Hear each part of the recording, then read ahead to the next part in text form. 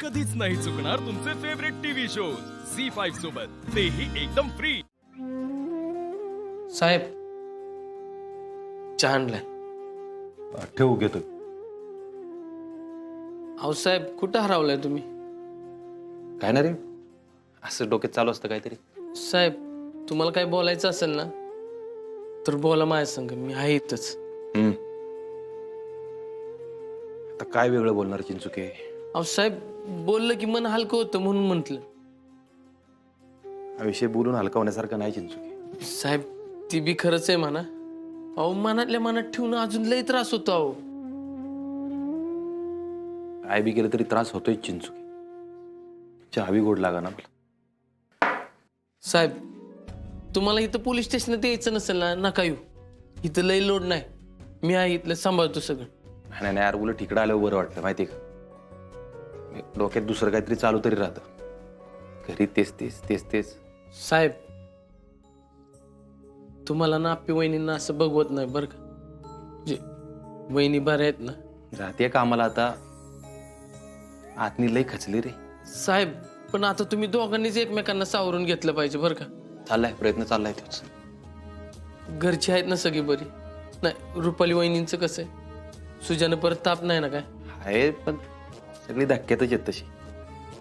तर काकी म्हणते हे करू, आपलं पूजा करू घरात, शांती घालू। म्हणलं करा आता, काय पूजा करून शांती घालून काय गेलेलं बाळ तर परत नाही येणार। अहो साहेब त्यांच्या मनाला वाटतंय तर होऊ दे की तसं, म्हणजे त्याच्यात वाईट काहीच नाही।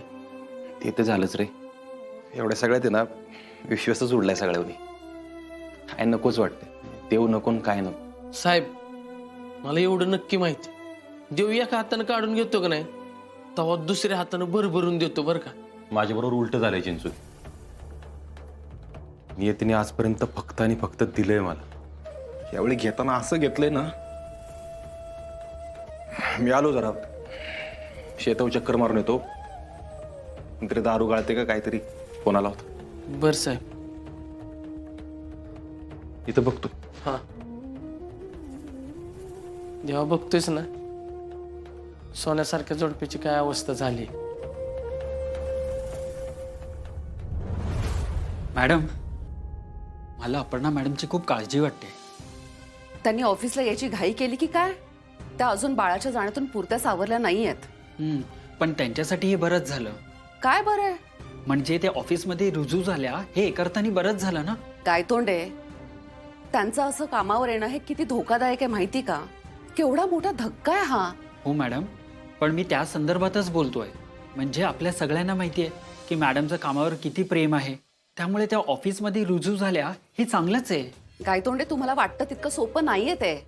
मी सुद्धा एक आई आहे आणि त्यांचं काम त्यांना या परिस्थितीतून बाहेर काढेल की नाही मला जरा शंकाच आहे। मला असं वाटतं की त्या कामात गुंतून राहिल्या ना तर त्या ह्या दुःखातून नक्कीच सावरतील। घरी बसले असता तर नसतं झालं। हो, पण या अवस्थेत त्या जिल्ह्याचा कारभार सांभाळू शकतील का? का नाही, आपण अपर्णा मॅडमच्या मागे ठामपणे उभे राहूया। अर्थात तो प्रश्नच नाही आहे। देव पण किती निर्दयी आहे। ज्या बाईमुळे ह्या भागातल्या गरोदर स्त्रिया आणि त्यांच्या बाळांचं स्वास्थ्य सुधारलं, अर्भक मृत्यू दरात घट झाली, त्या बाईच्याच बाळाला देवाने इतक्या निर्दयीपणे हिरावून घ्यावं। खरंच मी स्वतःच्या बाबतीत अशी कल्पना सुद्धा करू शकत नाही। मी असते तर पार कोसळून गेले असते। पण आपल्या अपर्णा मॅडम खूप खंबीर आहेत। आपण काही वेळेत त्यांच्या कलानी घेऊया, त्यांना कम्फर्टेबल करूया मॅडम। त्या आता आल्याच आहेत ऑफिसला, तर या धक्क्यातून त्या लवकरात लवकर कशा बाहेर पडतील याची काळजी आपणही घेऊयात। अप्पे अप्पे,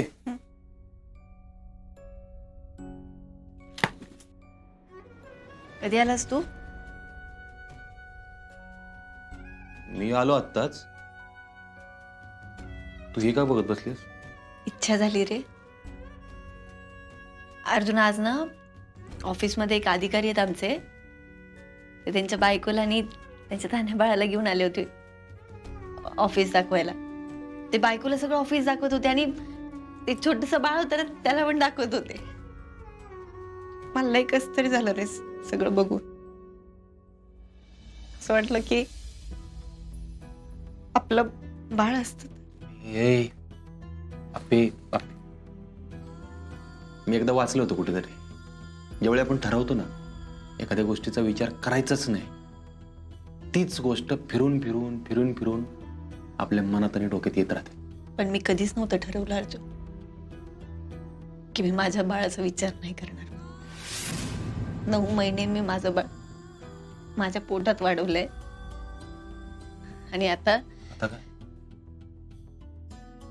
आता इथे आहे कुठतरी. तेव्हा घरी गेले ते बाळ आप्पे. ए अर्जुन, आई शपथ, अर्जुन आपलं बाळ असतं आणि आपण त्याला ऑफिसमध्ये घेऊन गेलो असतो तर आप्पे आई शपथ, मी तर लवकरच घेऊन गेले असते. बाळ 3 महिन्याचं झालं ना की लगेच त्याला ऑफिसमध्ये घेऊन गेले असते. मी सगळ्यांनी केवढे लाड केले असते त्याचे. लक्ष्मीताई काय तोंडे, मी ना बाळाला मी सगळं ऑफिस दाखवलं असतं. बाळाला मी ना बाळाला असं हातात घेऊन आपलं सगळं ऑफिस दाखवेल. आ बाळा, ते बघ ती कलेक्टरची खुर्ची. ही कलेक्टरची खुर्ची मिळवायला आयुष्य जातं बरं. लय म्हणजे लय मेहनत घ्यावी लागती. पण मेहनत घेतली आणि जिद्द असली ना का आपण बरोबर इथवर पोहोचतो.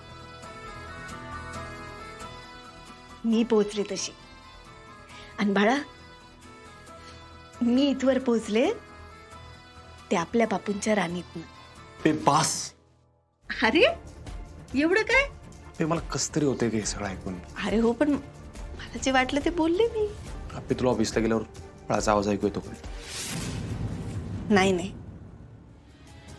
तू नको काळजी करू अर्जुन, मी ठीक आहे. खरंच ना? हो अरे, आत्ता वाटलं ना मनात काहीतरी म्हणून बोलले तुझ्याशी. बोललं पाहिजे ना अर्जुन. मनात जर का सगळं साठवून राहिलं तर किती त्रास होतो माहिती आहे ना तुला. आणि अर्जुन, तू म्हणतो ना ते पण बरोबर आहे. आपण असा वरवर काहीतरी वेगळा विचार करतोय, पण आत ना फक्त बाळाचा विचार सुरू आहे. तोच कसा थांबवायचा हा विचार करतो. का थांबवायचा? का थांबवायचा अर्जुन? आपलं बाळ भेटेल की आपल्याला. तेच तू ठीक आहेस नाही विचारत होतो मी. पण आता विश्वास ठेवशी वाटत ना. पण अर्जुन, आपण देवावर नियतीवर विश्वास ठेवतो ना रे. तुझा पण विश्वास आहे ना. अरे अशा कित्येक गोष्टी आहेत ज्या अस्तित्वातही नाहीये, पण तरी प्रेमावर विश्वास आहे की नाही आपला. आपण असं प्रेमाला बघू शकतो का? आपण असं हात लावू शकतो का? नाही ना. पण आपण विश्वास ठेवतो ना. आप्पे आपलं बाळ अस्तित्वात होतं